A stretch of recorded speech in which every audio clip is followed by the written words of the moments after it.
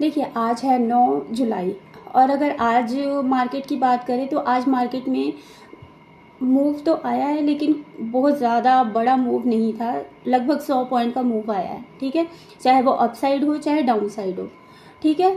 लेकिन जिस हिसाब से मार्केट में मूवमेंट आनी चाहिए उस हिसाब से मार्केट में मूवमेंट नहीं थी। इसका मतलब ये है कि यानी कि मार्केट आज साइडवेज थी, ठीक है। और ये साइडवेज सिर्फ आज नहीं है, ये लगभग मंडे से जो मार्केट ओपन हुई है वो साइडवेज ही चल रही है। अभी तक लगभग 3 दिन हो गए मार्केट साइडवेज ही चल रही है, ठीक है। तो इस वीडियो के थ्रू मैं आप लोगों को ये समझाना चाह रही हूँ कि ये साइडवेज है और इसमें हमने ट्रेड नहीं लेना है। तो इस चीज़ को आप किस तरह से पहचान पाओगे, और ये चीज़ हमें सुबह ही पता लग जाएगी कि कब हमें ट्रेड करना है और कब नहीं करना है। 3 दिन हो गए मैंने कोई ट्रेड नहीं लिया है अभी, ठीक है। आज का मूव था, ठीक है, मार्केट में 100 पॉइंट का मूव आया था मॉर्निंग में, वो ट्रेड मेरा मिस हो गया, मैंने उसके बाद कोई ट्रेड नहीं ली, ठीक है। तो इस चीज़ को हम बिना चार्ट देखे और बिना कैंडल को देखे हम किस तरह से हम पता लगा सकते हैं कि आज मार्केट में मूव है या नहीं है, ठीक है। तो इस चीज़ को आप बहुत आसान तरीके से आप समझ सकते हो। जिस तरह से मैं आपको समझा रही हूँ, अगर उस तरह से आप 10 दिन भी इस चीज़ पे प्रैक्टिस करोगे तो आपको समझ आ जाएगी कि किस दिन आपको ट्रेड करना है और किस दिन नहीं करना है। ज़रूरी नहीं होता हर दिन आप ट्रेड करो, ठीक है। मार्केट में एक दिन मूव आता है, 2 दिन मूव आते हैं, हर दिन मूव नहीं आता पूरी तरह से, ठीक है। तो उस चीज़ को अवॉइड करना है और जो मैं आपको समझाने की कोशिश कर रही हूँ उस चीज़ को समझो और उस चीज़ को फॉलो करो। डेफिनेटली आप लोगों का लॉस कम से कम हो जाएगा और आप अपने कैपिटल को लॉस करने से। अब देखिए जैसे सुबह मार्केट में क्या होने वाला है और किस तरह से मार्केट परफॉर्म कर रही है, और आज हमें ट्रेड करना चाहिए या नहीं करना चाहिए, कि आज मार्केट साइडवेज तो नहीं है। ये चीज़ हमें बिना चार्ट देखे और बिना कैंडल देखे हमें कैसे पता लग सकता है कि आज मार्केट में क्या होने वाला है। तो आज मैं वही चीज़ आपको समझाने की कोशिश कर रही हूँ।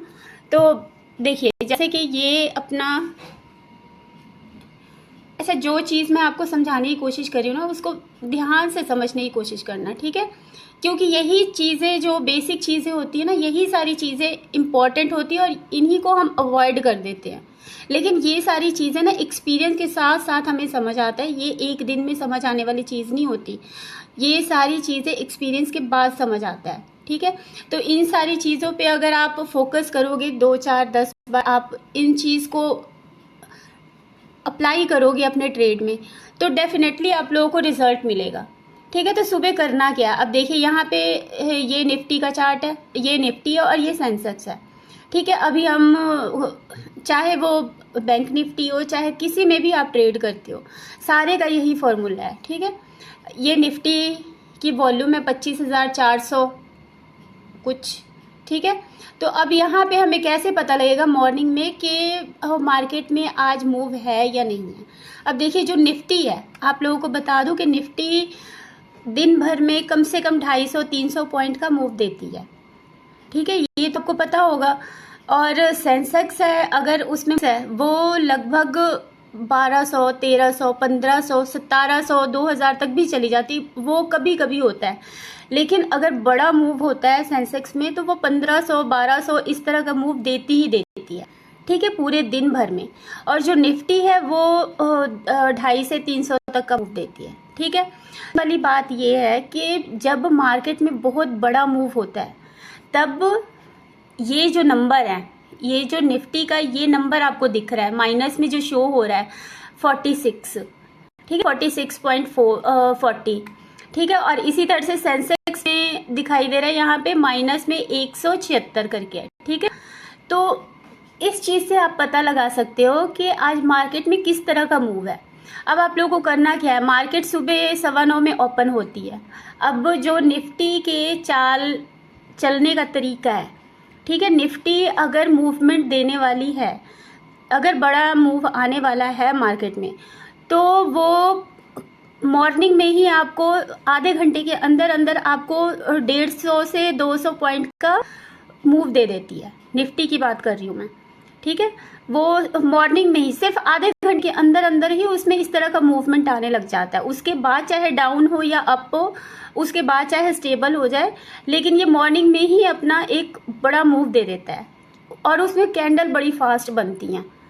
ठीक है, बहुत जल्दी जल्दी बहुत फास्ट और बड़ी बड़ी कैंडल बनती हैं और ये नंबर काफ़ी तेज़ी से बढ़ता है या घटता है। ठीक है, अब इसी तरह से सेंसेक्स की बात करें तो अगर सेंसेक्स पूरे दिन भर में मान लीजिए 1000 पॉइंट का भी मूव देती है, तो इस अगर बड़ा मूव है इसमें, तो ये मॉर्निंग में ही आपको आधे से 1 घंटे के बीच बीच में ही आपको कम से कम 500 पॉइंट का मूव दे देगी। उसके बाद चाहे अप डाउन होता रहे, लेकिन ये मॉर्निंग में ही 500 का मूव दे देगी। ठीक है, तो इससे भी आपको पता लग जाएगा ये जो 176 है, यहाँ पे चाहे वो माइनस में हो चाहे वो प्लस में हो, वो 500 का मूव दे देती है। 300, 400, 500 का पॉइंट फटाफट आधे घंटे के अंदर अंदर वो मूव दे देती है सारे के सारे। ठीक है, तो अब समझने वाली बात ये है कि अगर इसमें मूवमेंट नहीं होगी तो ये 10 बजे तक, 11 बजे तक, 12 बजे तक इसी तरह से ये सिर्फ 100 के बीच बीच में, 1 से लेकर 100 के बीच बीच में ये घूमी रहेगी।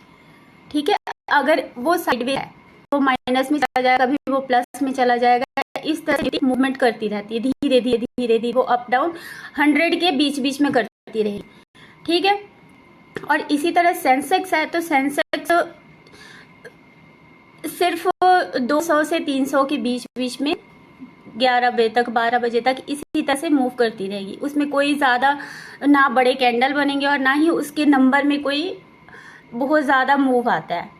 ठीक है, बहुत स्लो मोशन में वो काम करने लग जाते हैं। ठीक है, तो ये भी एक बहुत बड़ी पहचान है। और इसको मोबाइल जब भी आप ओपन करो, उस दिन अगर मॉर्निंग में आप ट्रेड नहीं लेते हो, मोबाइल ओपन करो और फिर से ये देख लो नंबर कि अगर नंबर इसी बीच में घूम रही है, ठीक है, या सेंसेक्स 150, 200 पॉइंट के बीच बीच में मूव कर रहा है, तो उस दिन हमने ट्रेड नहीं लेना है। और वहीं अगर निफ्टी की बात करें तो अगर निफ्टी 10, 20, 50, 25 इस तरह के बीच में मूव कर रही है, तो हमने उस दिन निफ्टी में भी काम नहीं करना है।